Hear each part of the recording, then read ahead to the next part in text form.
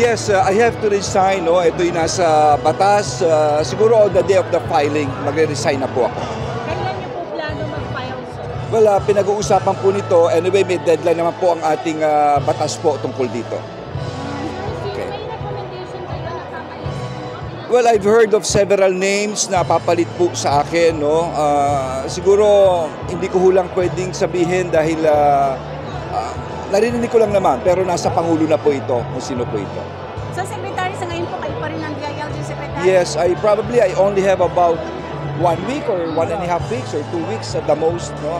But after this, i-wrap up ko na lang yung mga trabaho sa DILG. But siguro, mas paano naman,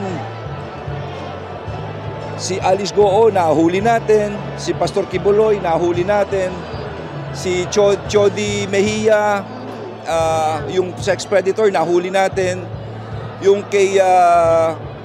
kay Teves, siya ay nasa Timor-Leste, legal na lang ito at maibabalik na po yan. No? May demanda siya, check na rin yan.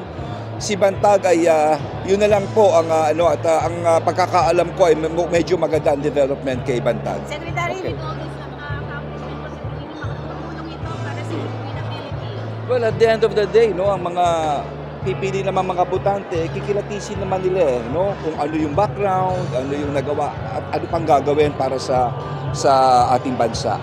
I'm sure of that.